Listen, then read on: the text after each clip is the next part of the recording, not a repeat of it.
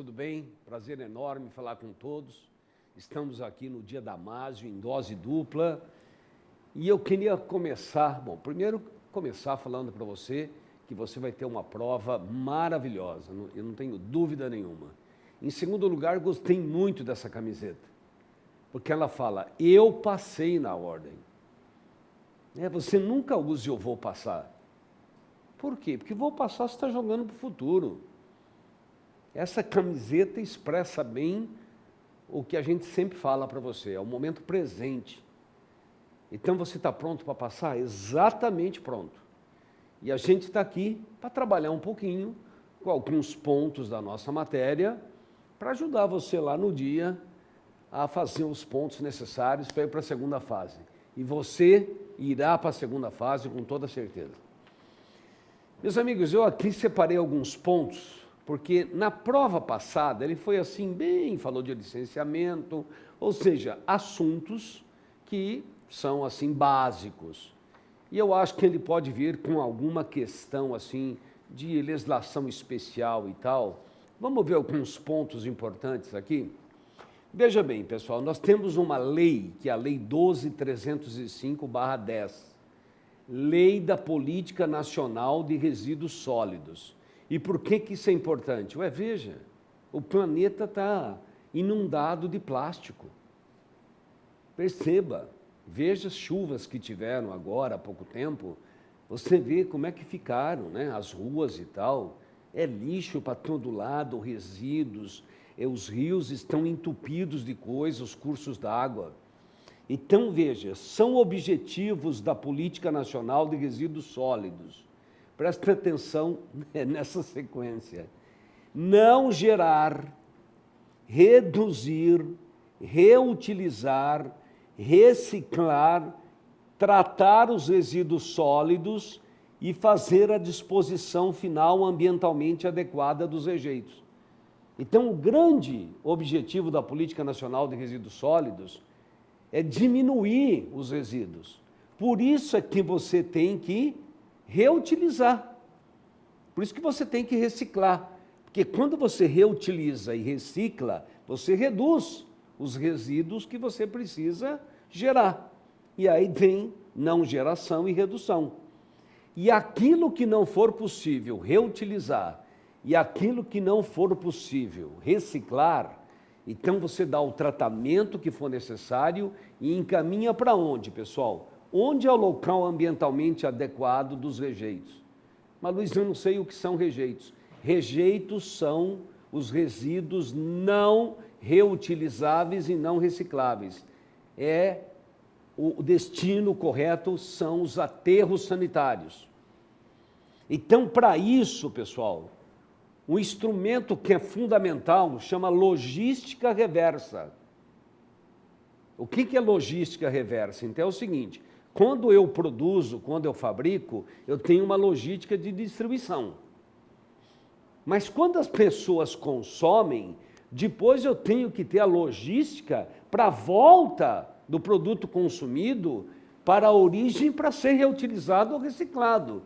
Então, o que a nossa lei diz? Ela diz assim, a logística reversa é um conjunto de ações, procedimentos e meios destinados a coletar e restituir os produtos pós-consumo ao setor empresarial, para que possam ser inseridos de novo no ciclo produtivo. Ou, se não for possível, você vai dar a destinação ambientalmente adequada.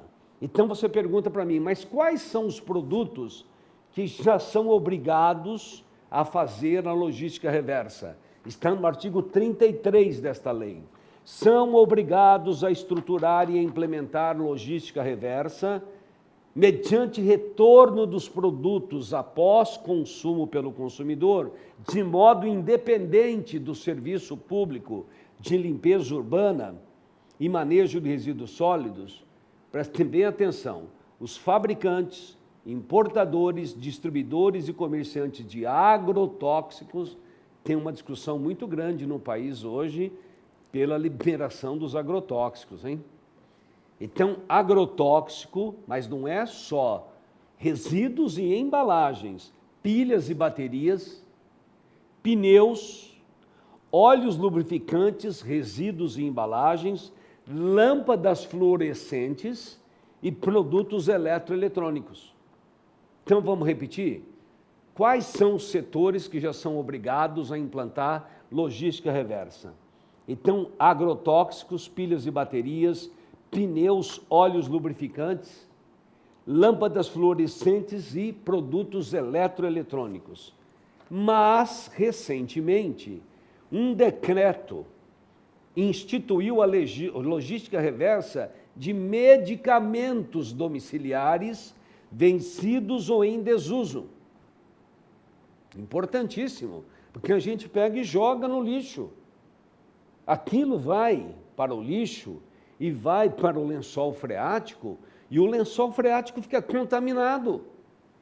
O aquífero Guarani já está apontando contaminação por medicamentos, porque a gente descarta de qualquer jeito. Então, como esse decreto é ali do finalzinho, no segundo semestre de 2020, pode ser que ele pergunte para você. Então, um decreto federal de 2020 instituiu logística reversa de medicamentos domiciliares, aquele que você usa na tua casa, vencidos ou em desuso, industrializados e manipulados, e de suas embalagens, e após o descarte pelos consumidores. Então, como é que vai ser? Então, você, consumidor, você vai ter uma relação de farmácias, por exemplo, que vão receber esses produtos. Aí as farmácias vão devolver para os distribuidores e aí vai chegar até os laboratórios e os importadores e eles vão dar a destinação adequada. Então, muito importante isso aqui. Pessoal, outra coisa importante, nós estamos falando sempre de proteção de animais, né? Pode ver que cada vez mais a gente tem essa compreensão de que os animais precisam de cuidado, de carinho e não sofrer maus tratos. Presta atenção que essa pergunta pode vir para você. É crime praticar ato de abuso, maus tratos, ferir ou mutilar animais silvestres, domésticos ou domesticados, nativos ou exóticos. Incorre nas mesmas penas quem realiza experiência dolorosa ou cruel em animal vivo, ainda que seja para fins didáticos ou científicos, quando existirem recursos alternativos. Outro ponto, quando se tratar de cão ou gato, a pena desse crime foi aumentada. Então, quando se trata de cão ou gato, a pena para as condutas vai ser de reclusão de 2 a 5 anos, além de multa e proibição da guarda do animal. E a pena será aumentada de 1/6 a 1/3 se ocorre morte do animal. Mas eu quero lembrar você que tramitou no STF a DPF 640, porque havia aquela situação que você tinha animais apreendidos em situação de maus tratos e quando não conseguia, né?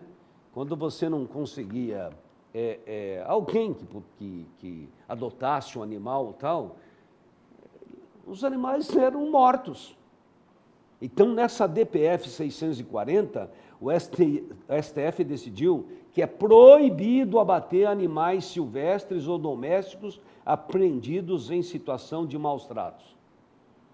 Então, esse é um assunto muito interessante que pode cair para você aí, dessa legislação específica aqui que nós estamos falando. Muito bem, pessoal, agora tem 2 assuntos também que nos interessam. Florestas públicas. Porque o que acontece? Você está vendo o que acontece? O poder público federal, principalmente, ele não tem fiscalização. Então, uma maneira de você cuidar de florestas públicas é pelo instrumento que se chama concessão florestal. Isso já caiu na OAB? Não caiu. Então, você tem uma floresta pública e você quer passar para um terceiro a sua obrigação. Isso é possível? É por meio de um instituto chamado concessão florestal. Na última prova da ordem, ou penúltima, ele pediu servidão ambiental. Então você não pode confundir. Servidão ambiental é quando um terceiro, por exemplo, eu sou dono de uma propriedade, e eu tenho lá um espaço conservado que está assim, além do que a lei exige. Então eu posso fazer um contrato com um terceiro para que ele utilize aquele espaço que eu tenho no lugar daquele que ele não tem na sua propriedade, porque ele já ocupou inteiro. Então isso é servidão ambiental. Aqui nós estamos falando de concessão florestal. Então quem é que faz essa concessão florestal? O poder concedente é a União, estados, municípios, são as florestas públicas. Então veja o que diz a nossa lei. Ela fala assim: a concessão florestal, que é um instrumento da Política Nacional de Meio Ambiente, é um instrumento da Política Nacional de Meio Ambiente, está lá no artigo 9º da Lei 6938/81. Então, a concessão florestal é uma delegação onerosa feita pelo poder concedente, União, Estado, Distrito Federal e municípios, mediante licitação à pessoa jurídica. Pessoa física não pode, hein? Ok? Então, faça uma licitação, pessoa jurídica pode participar, claro, atendendo o que o edital fala, porque o edital, ele vai dizer assim, olha, aqui tem uma floresta pública e você vai poder explorar de maneira sustentável 20%, 25%, 30%, mas, em troca, ele vai cuidar daquele espaço. Entendeu como é que funciona? É um toma lá da cá. Então ele vai poder explorar de maneira sustentável, mas ele também vai ter que colaborar na proteção da floresta pública. Então é feita licitação com pessoa jurídica apenas, que atenda às exigências do edital de licitação e demonstre capacidade para seu desempenho, por sua conta e risco e por prazo determinado. E ele vai poder fazer um manejo florestal sustentável. Quando eu falo manejo florestal sustentável, é uma exploração econômica sustentável. Por exemplo, ele pode pegar lá numa floresta pública um espaço lá que não está sendo aproveitado e plantar borracha, por exemplo. Porque borracha é uma exploração sustentável? É. Só que veja bem, pessoal, é proibido, porque eles gostam de perguntar para você, o que não pode fazer na concessão florestal? É proibido explorar recursos minerais, pesqueiros e da fauna silvestre. Então, recursos minerais, pesqueiro e fauna silvestre, isso aí está fora. Esse tipo de exploração econômica não é admitido. Outro ponto que eu acho importantíssimo, que eu acho que é crucial para o país, é crucial para o mundo, é o saneamento básico. Vocês sabem que aquela lei do saneamento básico, 11.445/07, ela foi modificada recentemente. E o que ela fez? Ela abre a possibilidade do saneamento básico ser prestado por particulares. Mas veja bem aqui o que ele vai perguntar para você. Os contratos de prestação de serviços públicos de saneamento básico deverão definir metas de universalização. O que são metas de universalização? Tem que chegar a todo mundo. Porque você pega o estado de São Paulo, é fácil. Grande parte já está implantado. Você pega, por exemplo, Amazonas, Pará, está mais difícil. E olha bem o que a lei fala. Ela fala o seguinte, que até o ano de 2033, lembra? 33, idade de Cristo, 31 de dezembro, até o dia 31 de dezembro de 2033, quem assumir esse serviço de saneamento básico terá que garantir 99% do acesso à população para água potável. Você fala, Luiz, mas hoje nós estamos na faixa de quanto? 60%, 70%. Então, água potável eu não vejo tanto problema. Eu vejo o problema no recolhimento de esgoto, coleta e tratamento de esgoto. Por quê? Porque até 2033, então 99 água, 90 o esgotamento sanitário com qualidade. E o esgotamento sanitário onde está? 40%. E é aí que está. Então, água potável, a gente pode dizer assim que está razoavelmente, dá para chegar. Só que água potável é 99%, né, gente? Só que em saneamento eu acho que vai ter que ter um investimento muito grande, são 90% até o dia 31 de dezembro de 2033. Maravilha? Maravilha. Então, esses são alguns pontos que eu queria lembrar para você. E agora, pessoal, vou pegar um pouquinho o Código Florestal Brasileiro. O Código Florestal Brasileiro teve uma pequena modificação no fim do ano. Você fala assim, mas será que eles perguntam? Bom, então vamos ver alguns pontos do Código Florestal. O Código Florestal Brasileiro, esse de 2012, ele tem uma modificação muito grande em relação ao de 65, porque ele tem como objetivo o desenvolvimento sustentável. Então, isso significa dizer que os espaços que são protegidos pelo Código Florestal, quais são os espaços que são protegidos pelo Código Florestal? Área de preservação permanente e reserva legal. Então, o que eles admitem? Eles admitem uma certa exploração sustentável. APP menos, reserva legal um pouco mais. Então, pessoal, o Código Florestal tem como objetivo o desenvolvimento sustentável. E lembre-se, o Código Florestal ele é aplicável nas zonas urbanas e rurais. Só que cuidado, área de preservação permanente tem na zona urbana e rural. Reserva legal não. Então guarde, reserva legal só na zona rural. Não é difícil guardar.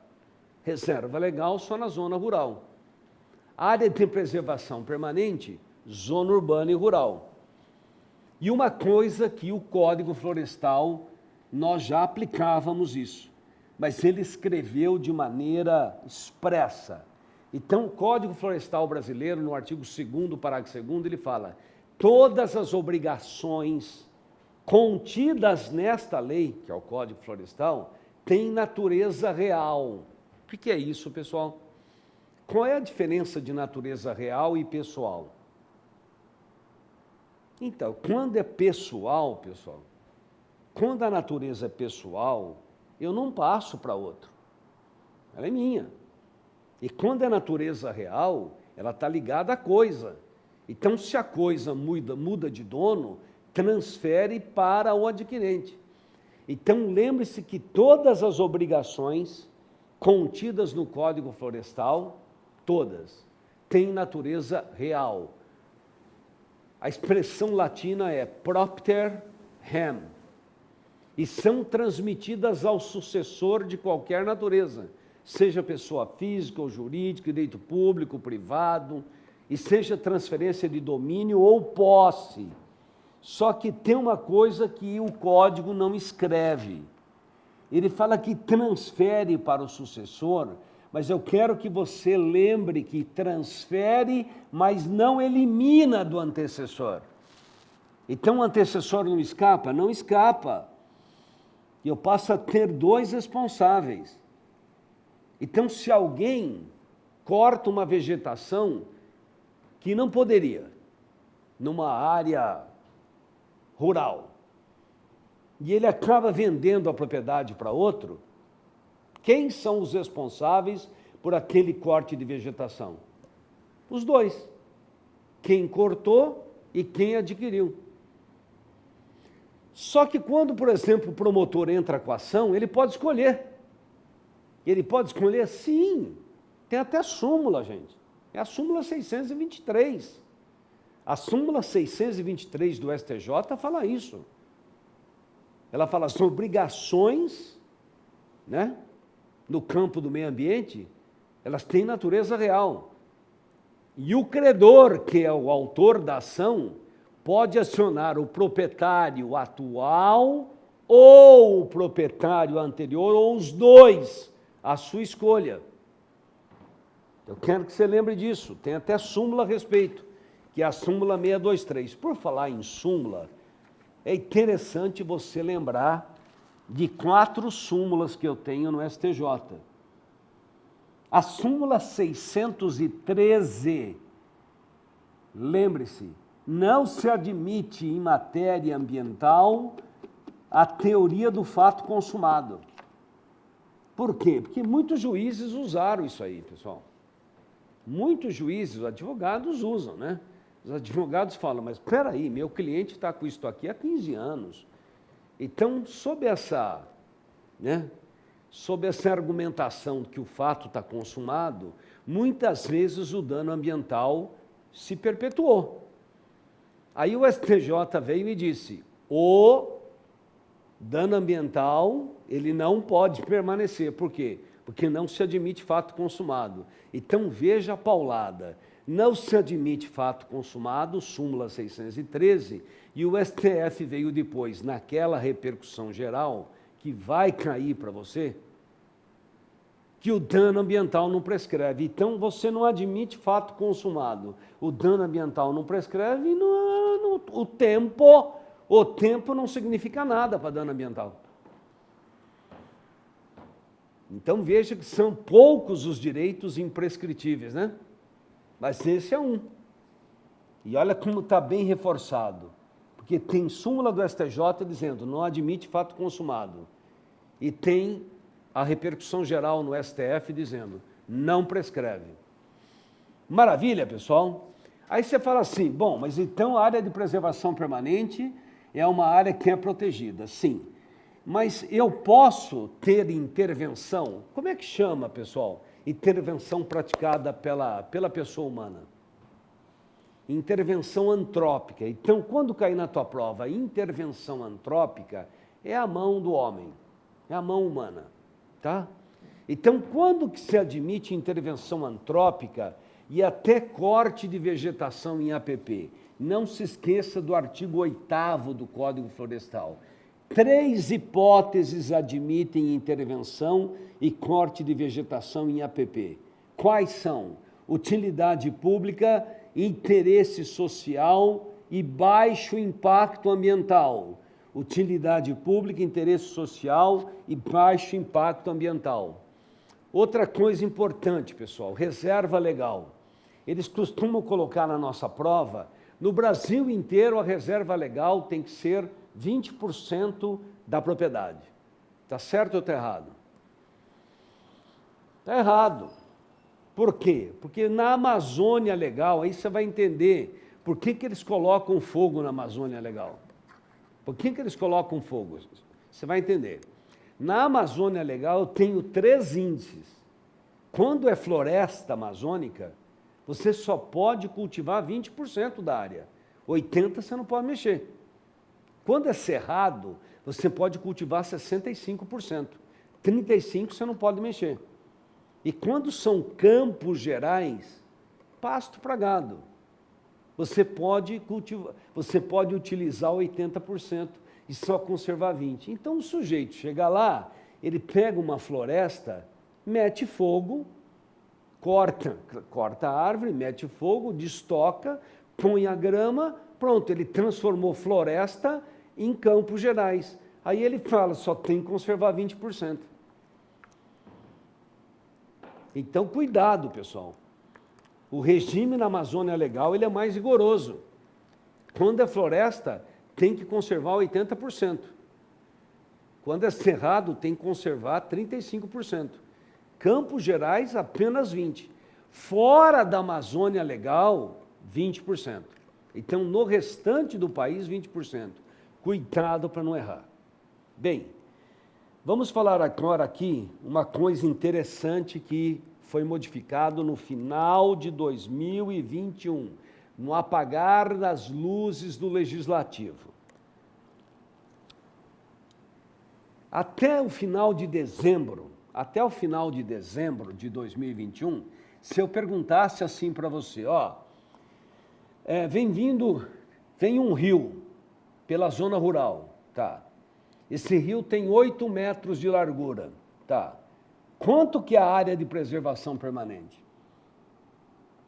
Você tinha que ir ao artigo 4º, e o inciso 1º diz, quando um curso d'água tiver até 10 metros de largura, então qualquer curso d'água natural, perene ou intermitente, até 10 metros de largura, você tem que conservar 30 metros de cada lado.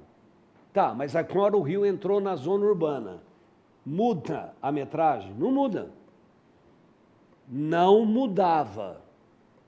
O que eles fizeram? Bom, fizeram loucura, né? Mas olha o que eles colocaram no Código Florestal em dezembro.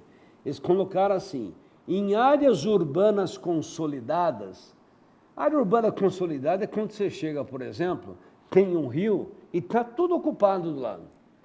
Em áreas urbanas consolidadas, ouvidos os conselhos estaduais, municipais ou distrital do meio ambiente, no caso seria o conselho municipal, porque o município pode editar uma lei, lei municipal pode modificar a metragem da APP do artigo 4º. Isso é problemático? Lógico. Eles falam, com regras que estabeleçam a não ocupação de áreas com risco de desastres, a observância das diretrizes do plano de recursos hídricos, a previsão de que as atividades ou empreendimentos a serem instalados devam observar utilidade pública, interesse social ou baixo impacto. Mas veja, pessoal, quero só que você entenda. Se um município editar uma lei municipal dizendo na área urbana do meu município, até 10 metros de largura do rio, é apenas 3 metros de APP, ele vai manter casas de pessoas que são simples a 3 metros do rio. Então eu pergunto, do jeito que tem mudança climática, a hora que chover torrencialmente, que acontece, né? Num dia chove o que é chover em 30 anos. O que acontece? Ué, destrói a casa.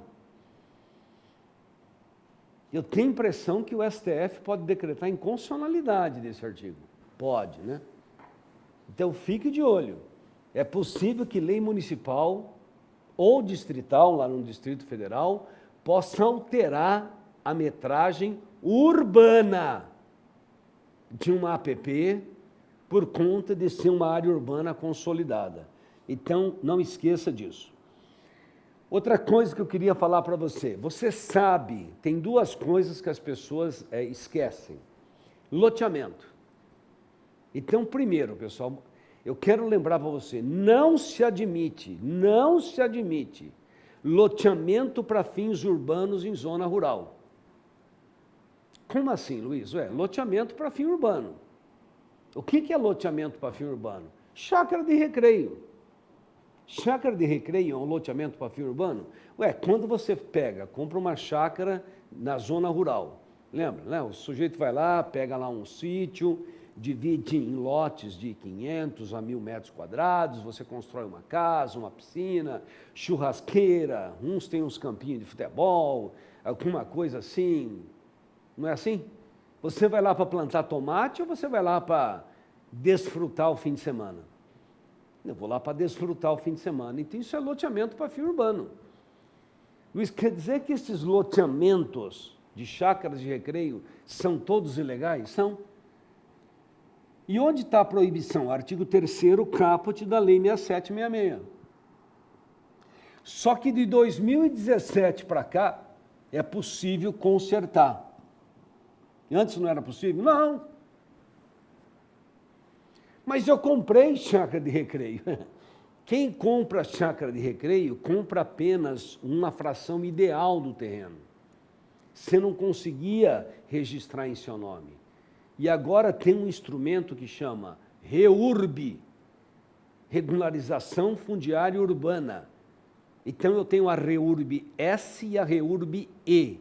REURB-S são essas ocupações de população de baixa renda. E REURB-E não é de baixa renda.